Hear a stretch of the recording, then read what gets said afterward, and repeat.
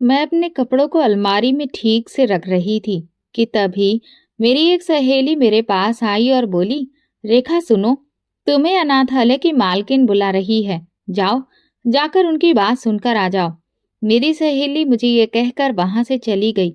मुझे हैरानी हुई कि आखिर मालकिन मुझे क्यों बुला रही है। वो औरत तो किसी से सीधे मुंह बात तक नहीं करती, और अब आज अचानक मुझे अपने पास बुलाने का उसका क्या मकसद हो सकता है।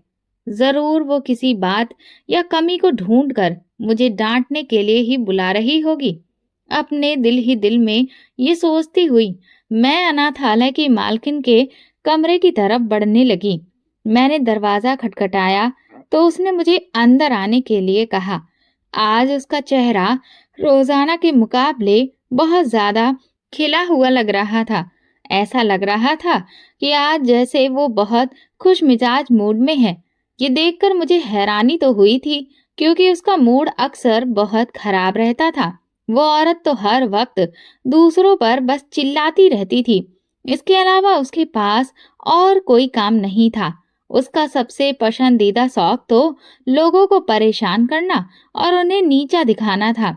इस वजह से मेरी भी उससे कई बार बहस हो चुकी थी।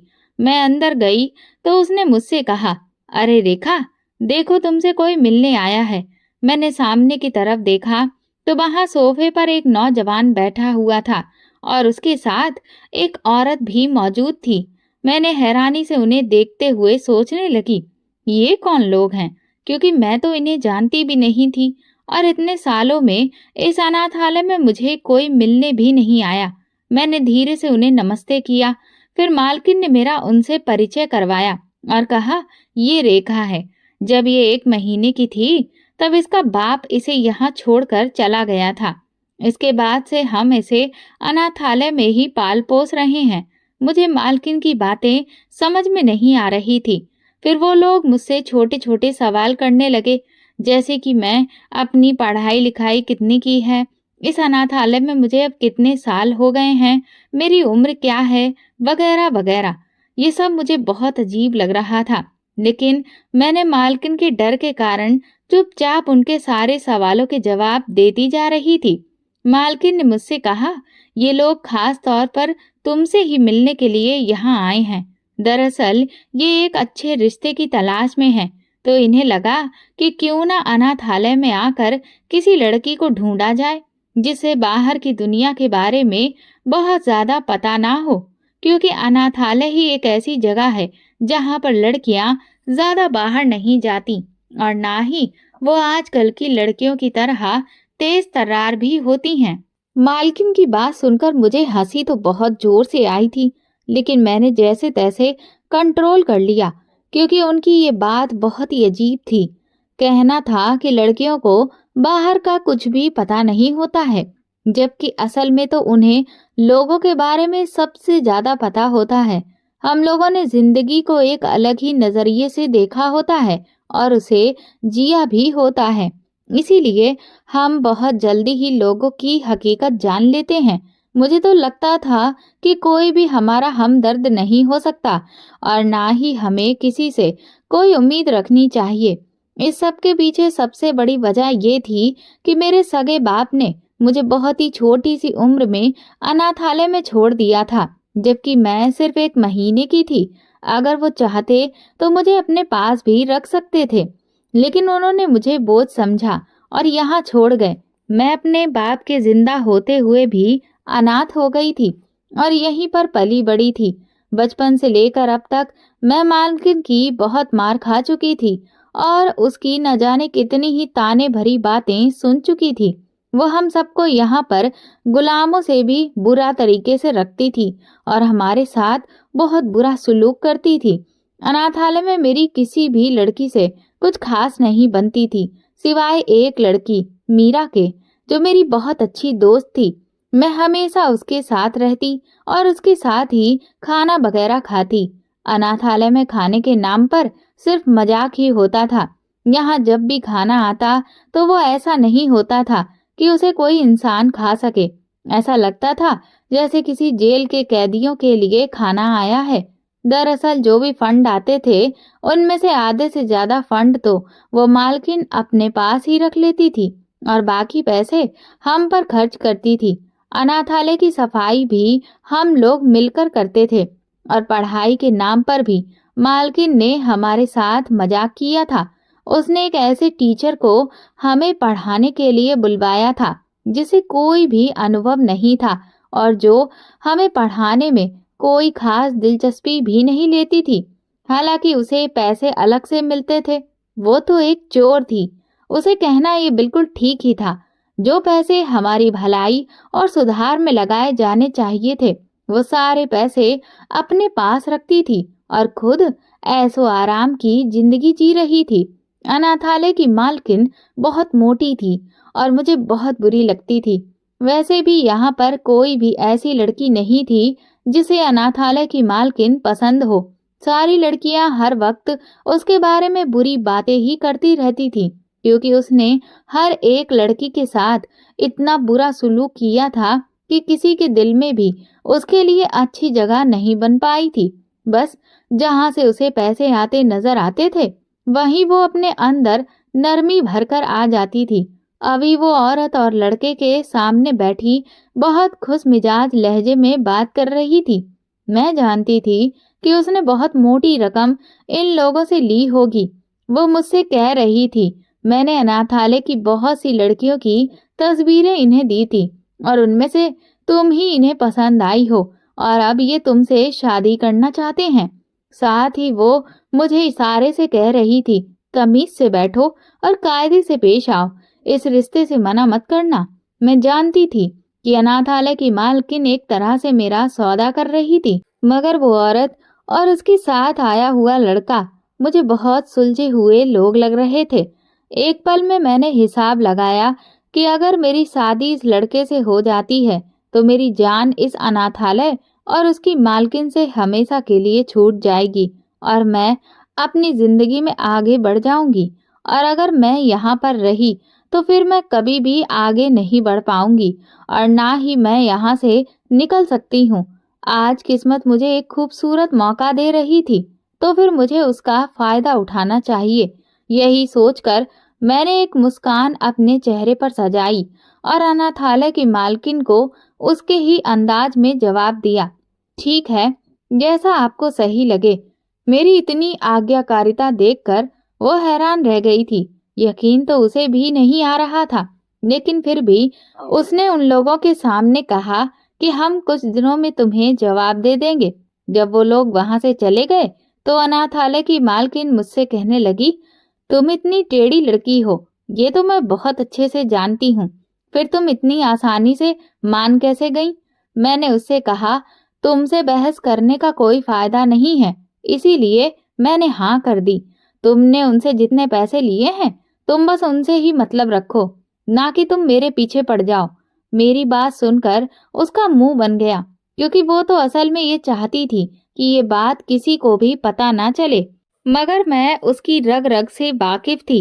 मैं वापस अंदर आई तो मीरा मुझसे कहने लगी, क्या हुआ रेखा, मालकिन ने तुम्हें क्यों बुलाया था और वो तुम्हें फिर से डांट रही थी? मैंने उससे कहा, नहीं, वो डांट नहीं रही थी, बल्कि अब की बार तो मेरी किस्मत चमक गई है। ये सुनकर वो हैरान हुई और कहने लगी, आखिर ऐसा क्या हुआ?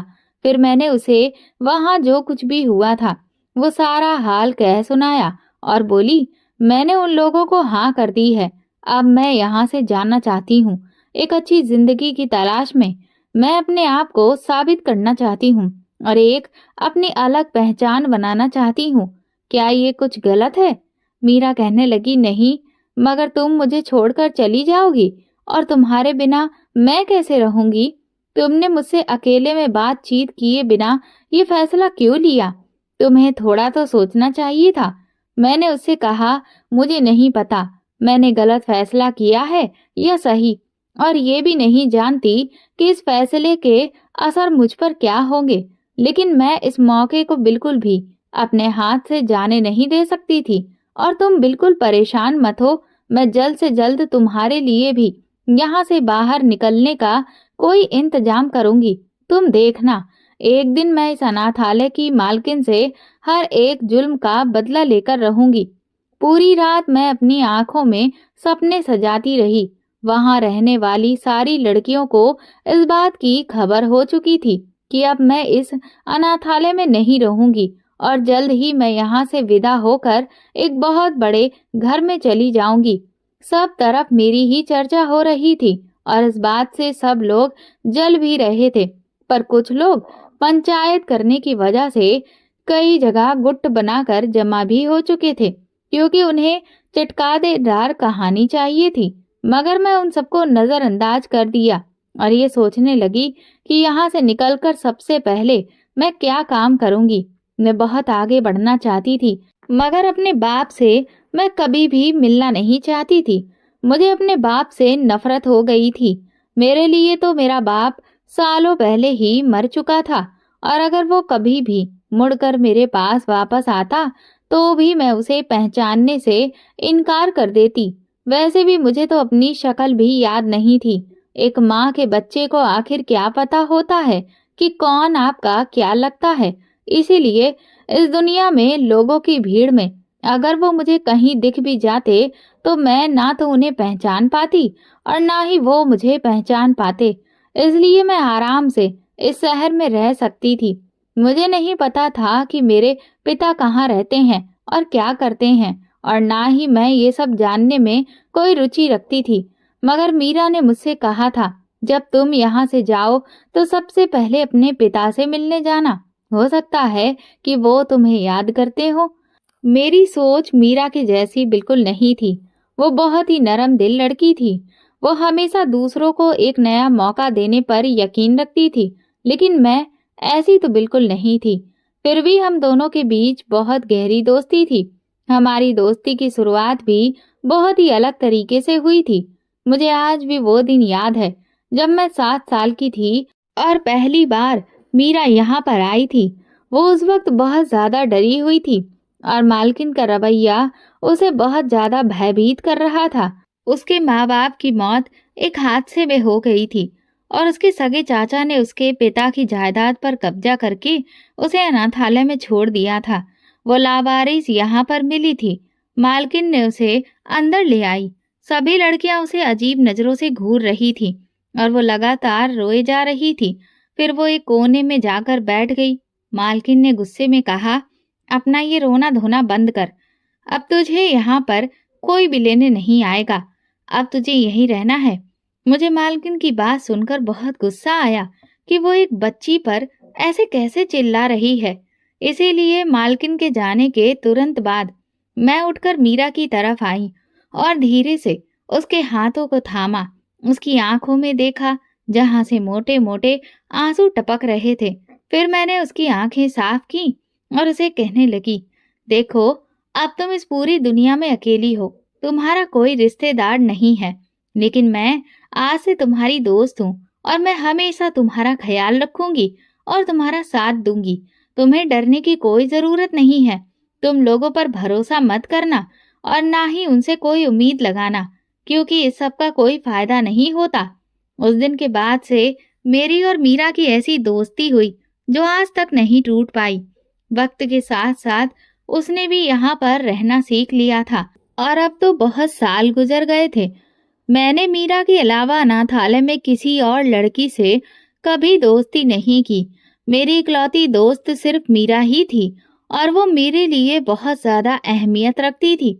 इसीलिए मेरा पक्का इरादा था कि यहाँ से बाहर जाते ही मैं सबसे पहले मीरा को यहाँ से लेकर जाऊंगी, चाहे फिर इसके लिए मुझे किसी भी हद से गुजरना पड़े, क्योंकि वो एक डरपोक लड़की थी और वो जरा जरा सी चीजों पर रोने लग जाती थी।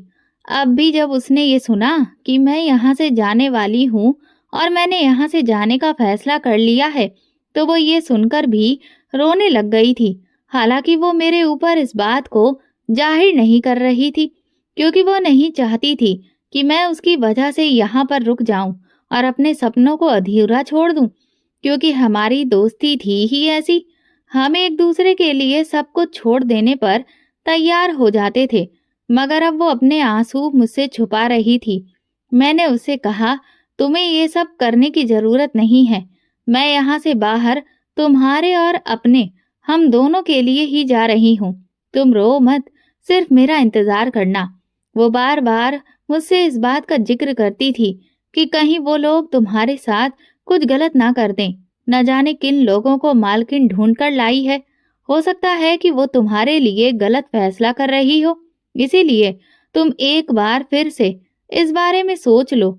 मैंने मीरा से कहा, देखो, मैं तुम्हारी तरह बिल्कुल नहीं हूँ जो डर जाऊं। मैं यहाँ से एक बार अगर बाहर निकल गई तो फिर मेरा यकीन करो, हम दोनों की जिंदगियां बहुत ही आसान हो जाएंगी और हमें एक बार अपनी जिंदगी अपनी मर्जी से जीने का मौका मिल जाएगा।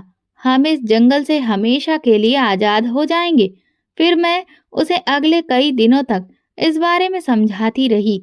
एक हफ्ता गुजर जाने के बाद वो लोग दोबारा आए और मेरी दोस्त से भी मिले। उन्होंने कहा कि हमें शादी करने की बहुत जल्दी है। हम ये शादी सादगी से करना चाहते हैं। मुझे हैरानी इस बात की हो रही थी कि वो इतने बड़े अमीर घर से आए हैं और अमीर लोग हैं। इसके बावजूद वो मुझ जैसी एक अनाथालय में पलने वाली गरीब लड़की से शादी क्यों करना चाहते हैं। मैंने तो सुन रखा था कि ये अमीर लोग हमेशा अपने जैसे ही लोगों में शादी करना पसंद करते हैं, मगर यहाँ तो उल्टा हो रहा था। कुछ तो अजीब था। उन्होंने तो यही बहाना बनाया था कि अनाथालय की लड़कियां मासूम होती हैं, तेज तर्रार नहीं होती, मगर ये बहाना तो मुझे बिल्कुल ही बेकार का लग रहा था। असल कहानी कुछ और ही होगी। खैर, मेरा रिश्ता अब उनके साथ पक्का कर दिया गया था और फिर एक छोटी सी रस्म अनाथालय में ही की गई थी। आज अनाथालय की सारी लड़कियां बेहद खुश थीं, क्योंकि आज न जाने कितने समय के बाद उन्हें अच्छा खाना खाने को मिला था। लड़के वालों ने खुद ही सारा इंतजाम किया था। उनकी तरफ से सिर्फ उनके करीबी रिश्तेदार ही आए थे। रात के वक्त मैं अपनी उंगली में सजी हुई सगाई की अंगूठी को देखे जा रही थी। मैं अब किसी के नाम से जुड़ गई थी। अब मैं किसी और की हो चुकी थी, लेकिन मेरे दिल में तो कोई भी जज्बात नहीं उभर रहे थे। मेरा दिल बिल्कुल खाली था और बहुत सुकून था, लेकिन मेरा डर मेरे दिल में जड़ें पकड़कर बैठा हुआ था। पर मैं इस सब का जिक्र मीरा से नहीं कर रही थी। मैंने ये चाहती थी कि वो परेशान हो जाए और फिर मुझे मेरे इस इरादे से पीछे हटा दे। कुछ दिन बाद लड़के वालों ने ये जानकारी दी कि वो 2 हफ्ते के बाद शादी के लिए आएंगे। तैयारी वगैरह हो गई है और मेरी होने वाली सास ने मेरे लिए एक अच्छा सा लहंगा भी भेजा। इस सब के दौरान अनाथालय की मालकिन ने अच्छे खासे पैसे इकट्ठे कर लिए थे मेरे ससुराल वालों से। कभी किसी चीज के नाम पर वो उनसे पैसे लेती तो कभी किसी चीज के नाम पर। मैं अच्छे से जानती थी कि वो ये सब पैसे अपनी जेब में डालने वाली है। शादी की तैयारियां यहाँ पूरी हो चुकी थी। वो सब लोग शादी के लिए आ गए थे। मैं बहुत ज्यादा खुश हो रही थी कि एक बहुत ही खूबसूरत नौजवान से मेरी शादी होने वाली है। मेरी जिंदगी बहुत अच्छी हो जाएगी और वो भी एक ऐसा नौजवान जो बहुत अमीर है। मीरा भी मेरी वजह से बहुत ज्यादा खुश थी।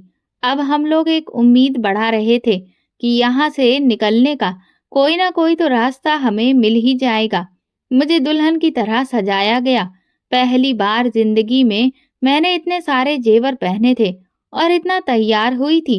मैं बहुत ही खूबसूरत लग रही थी। सभी लोग मेरी तारीफ कर रहे थे। फिर अचानक से बाहर शोर मच गया कि बारात आ गई है। अनाथालय की मालकिन बाहर खड़ी उनके स्वागत की तैयारी कर रही थी। थोड़ी देर के बाद बाराती अंदर आ गए और जैसे ही मेरी नजर सामने खड़े दूल्हे पर पड़ी तो मेरी तो चीखें ही निकल गईं, क्योंकि वो तो एक अधेड़ उम्र का आदमी था। अब तक जो कुछ भी मुझे बताया गया था उसके मुताबिक तो वो हैंडसम लड़का ही मेरा होने वाला पति था, जो शुरू से लेकर अब तक मुझसे मिलने आया था और रिश्ता करते वक्त भी वो मेरी सास के साथ आया था और मंगनी के वक्त भी। लेकिन अब ये सब क्या है? मैं हैरान हुई। मैंने अनाथालय की मालकिन से कहा, मेरी मंगनी तो किसी और के साथ हुई थी, फिर ये कौन है? मैं इससे शादी कैसे कर सकती हूँ? मेरी बात सुनकर वो बोली, तुम पागल हो? तुम्हारी मंगनी एक अधेड़ उम्र के आदमी से ही हुई है। वो तो बस तुम मना ना करो, इसीलिए मैंने उस नौजवान को यहाँ पर ही रखा। वो तो दरअसल उसका छोटा भतीजा है। तुमसे ये बात मैंने छुपाए रखी, क्योंकि मैं जानती थी कि तुम एक अधेड़ उम्र के आदमी से शादी करने के लिए बिल्कुल भी तैयार नहीं होगी। अब खामोशी से बैठ जाओ और हमारा तमाशा मत बनाओ। उसने तो मुझे सच में फंसा दिया था। मेरे पास अब और कोई भी चारा नहीं बचा था।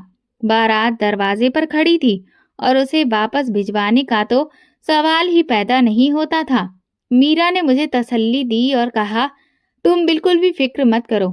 अगर तुम ये शादी नहीं करना चाहती हो तो अभी इसी वक्त मना कर दो। तुम्हारे साथ कोई भी जबरदस्ती नहीं कर सकता। लेकिन फिर मैंने सोचा कि अगर मैं मना कर दूंगी तो मेरे सपने पूरे कैसे होंगे? मैं यहाँ से बाहर कैसे निकलूंगी? एक बार मैं यहाँ से निकल लूं तो मैं अपने सपनों को कैसे भी पूरा कर लूंगी।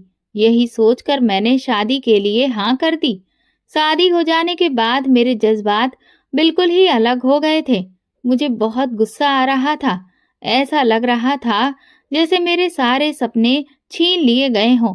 शादी के बाद मेरी सास मेरे पास आई और कहने लगी, तुम्हारी विदाई भी हम आज ही करेंगे।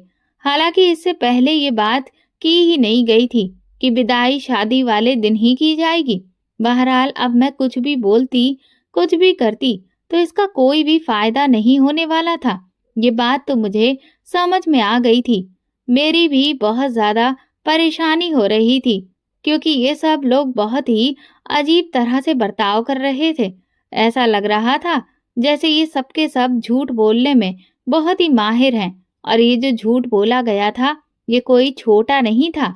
ये बात तो उन्हें पहले बता देनी चाहिए थी कि विदाई आज ही होगी। मैं जानती थी कि ये सब अनाथालय की मालकिन की चाल है।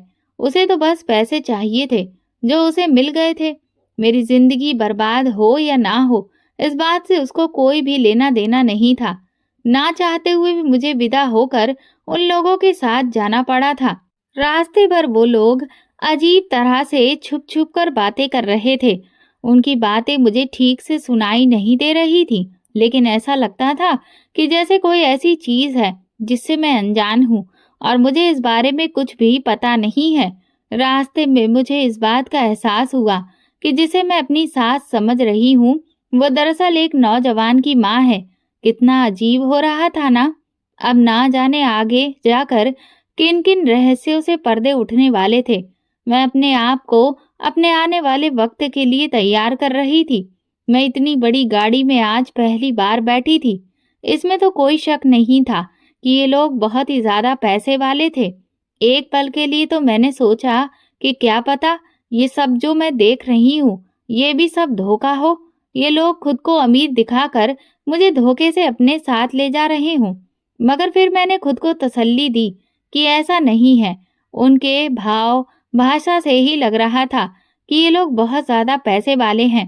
1 घंटे के लंबे सफर के बाद हम लोग एक आलीशान बंगले के बाहर आकर रुक गए थे।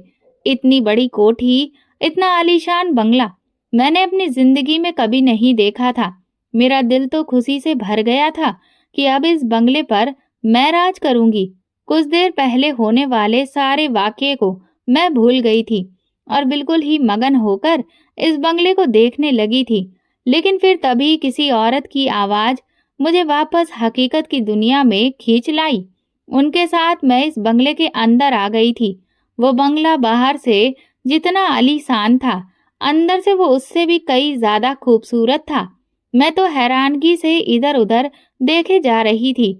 लोग मुझे देखकर आपस में खुसुर फुसुर कर रहे थे, जिसकी वजह से मैंने खुद को फौरन संभाला और ऐसे दिखाया कि मैं तो एक शर्मीली दुल्हन हूँ। मुझे ऐसी हरकतें नहीं करनी चाहिए। मुझे एक सोफे पर बिठा दिया गया और फिर काफी सारे पिक्चर्स और वीडियो बनाए जाने लगे। मैं इस सब से बहुत ज्यादा बोर हो रही थी। एक तो उस बूढ़े आदमी के साथ बैठकर तस्वीरें खिंचवाने का मुझे कोई शौक नहीं था, और दूसरा मैं अब बहुत थक चुकी थी। मैं सिर्फ आराम करना चाहती थी, लेकिन यहाँ पर किसी को मैं ये सब बोल भी नहीं सकती थी। अनाथालय से कोई भी लड़की मेरे साथ नहीं आई थी। यहाँ तक कि मीरा को भी आने की इजाज़त मालकिन ने नहीं दी थी। हालाँकि उसका बहुत दिल था कि वो मेरे साथ आए और इस बात से भी वो वाकिफ़ हो जाए कि मैं किन लोगों के साथ जा रही हूँ। फ़ोटो सेशन होने के बाद जब मैं फ्री हुई तो मुझे कमरे में भेज दिया गया। मेरा बिल्कुल भी दिल नहीं कर रहा था कि मैं अपने पति को देखूं, लेकिन मुझे उसके इंतज़ार में जागना ही था। थोड़ी देर के बाद वो कमरे में आया। मैंने उसे एक अलग नज़र से देखा तो मुझे लगा कि वो तो बहुत ही ग्रेसफुल है और बहुत ही ज़्यादा हैंडसम लगता है। मेरे देखने का नज़रिया बदल चुका था, तो मुझे उनमें बहुत सी अच्छाइयाँ नज़र आने लगीं। वो बहुत ही धीमे मिजाज के थे। मेरी शादी की पहली रात बहुत ही अच्छी गुजरी थी। मैं जो कुछ देर पहले सब चीज़ों के बारे में गलत ही सोच रही थी, अब मेरी सोच बिल्कुल बदल चुकी थी। अगले दिन मीरा से मिलने के लिए मैं अनाथालय चली गई। वो बहुत ज़्यादा खुश थी। मैंने उसे बताया कि जैसा हम लोग सोच रहे थे, वैसा कुछ भी नहीं हुआ। देखो, मैं कितनी खुश हूँ। रिसेप्शन वगैरह से फ्री हो जाने के बाद शादी का तीसरा दिन था, तो एक दिन अचानक से मैं घर में बने एक तहखाने में चली गई। वहाँ एक कमरा बना हुआ था। मैं हैरान थी कि भला इस कमरे में क्या होगा। मैंने जैसे ही दरवाज़ा खोला, तो वहाँ सामने एक बड़ी सी तस्वीर लगी हुई थी और उसमें बहुत सारे आदमी और औरतें और उनके साथ में बच्चे थे। ऐसा लगता था कि जैसे वो किसी पार्टी वगैरह की ली गई तस्वीर हो। मैं अभी भी उस तस्वीर को देख रही थी, तभी मेरे पति मेरे पीछे आकर खड़े हो गए। उन्होंने मुझे बताया कि ये तस्वीर मेरे एक बहुत ही अच्छे दोस्त की है। अब वो मुझसे बात नहीं करता, लेकिन एक वक्त हम एक पार्टी में गए थे और उसकी पत्नी भी वहां पर आई थी। फिर हमारे सभी दोस्तों ने मिलकर एक साथ तस्वीरें खिंचवाई थी। अपने कारोबार में व्यस्त हो जाने के बाद वक्त गुजरने का पता ही नहीं चला मुझे, इसीलिए मैं कभी शादी कर ही नहीं सका।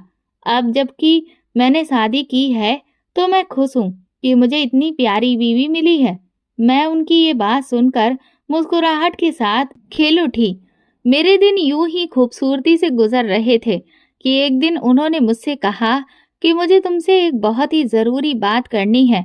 उन्हें इस तरह परेशान होते हुए मैंने देखा तो मैं हैरान रह गई।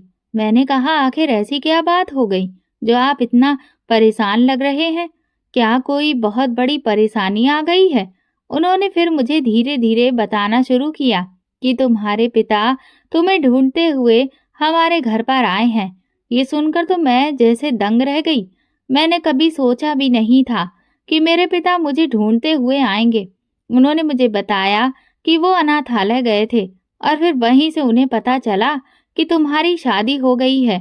और हैरत की बात तो ये है कि तुम्हारे पिता ही दरअसल मेरे वो दोस्त हैं जो उस दिन तस्वीर में मौजूद थे। मैंने कभी सोचा भी नहीं था कि तुम मेरे इस दोस्त की बेटी होगी। ये कैसा इत्तेफाक है। मैं तो सदमे से चुपचाप बैठी रह गई। फिर मेरे पति ने मुझसे कहा कि वो तुमसे मिलना चाहते हैं और एक बार बात करना चाहते हैं। अगर तुम चाहो तो उनसे जाकर मिल लो। मैंने गुस्से में कहा, नहीं। उन्होंने इतने सालों में कभी भी मेरी परवाह नहीं की और मुझे अनाथालय में डाल दिया, तो अब वो मुझसे मिलने क्यों आ रहे हैं? फिर मेरे पति ने मुझे समझाया और कहा कि तुम एक बार जाकर उनसे मिल तो लो और उनकी बात तो सुन लो। हो सकता है उनके पास कोई ठोस वजह हो। अब मैं अपने पति की बात टाल तो नहीं सकती थी, इसीलिए मैंने मजबूरन हाँ कर दी और फिर अगले दिन मैं एक रेस्टोरेंट में अपने पिता से मिलने के लिए चली गई। इतने सालों बाद अपने पिता को सामने देखकर भी मेरे अंदर कोई जज्बात नहीं आ रहे थे। ऐसा लगता था कि हमारे बीच कोई रिश्ता ही नहीं है, जैसे हम दो अजनबी हों और अचानक से टकरा गए हों। वो मुझसे बात करने की कोशिश कर रहे थे। उनके चेहरे पर अफसोस साफ नजर आ रहा था, लेकिन मेरा इरादा उनकी बात सुनने का बिल्कुल भी नहीं था। मैं सिर्फ और सिर्फ अपने पति के कहने पर यहाँ पर आई थी। फिर मेरे बाप ने हिम्मत करके कहना शुरू किया, मैं जानता हूँ कि मैंने बहुत बड़ी गलती की। तुम्हें और उस अनाथालय में छोड़कर आने के बाद मैंने अपनी नई जिंदगी शुरू कर ली थी। मैं अपनी दूसरी पत्नी के साथ हंसी खुशी रह रहा था, लेकिन कई साल बीत जाने के बाद मेरे यहाँ एक ही औलाद नहीं हुई, इसीलिए मैंने उसे तलाक दे दिया और एक बार फिर से शादी की। तीसरी बीवी से मेरी एक बेटी हुई, लेकिन फिर वो मुझे छोड़कर चली गई। मेरी तीसरी पत्नी मुझे बिल्कुल भी पसंद नहीं करती थी। उसका कहना था कि मैं एक खुदगर्ज इंसान हूँ और इसमें कोई शक भी नहीं है कि मैं खुदगर्जी में ही तुम्हें अनाथालय में डाल दिया था और तुम्हारा कभी ख्याल भी नहीं किया था। और जिस बेटी को मैं अपने साथ रखना चाहता था, वो खुद ही मेरे साथ अब नहीं रहना चाहती थी। मेरी बीवी मेरी बेटी की बात बहुत ज्यादा सुनती थी और वो उसकी बहुत लाडली भी थी।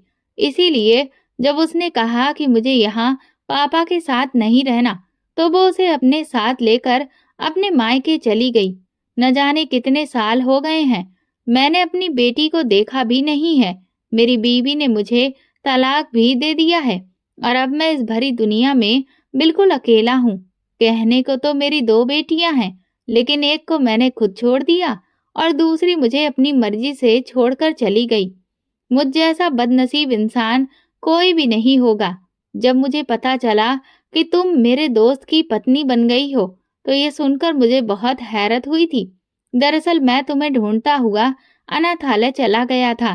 पुराने रिकॉर्ड्स जाकर निकलवाए और तुम्हारा पता करवाया, तो अनाथालय की मालकिन ने मुझे बताया कि तुम्हारी तो शादी हो गई है और तुम्हारे बारे में फिर उसने सब कुछ बता दिया।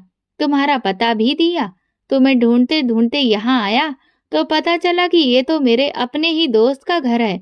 मैं कभी सोच भी नहीं सकता था कि तुमसे इस तरह से मेरी मुलाकात होगी। मेरी अपने दोस्त से बहुत ज्यादा बनती नहीं है।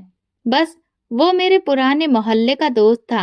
मेरा कारोबार भी सब डूब गया और मैं अब गरीब हो गया हूँ, लेकिन वो और भी ज्यादा अमीर होता जा रहा है।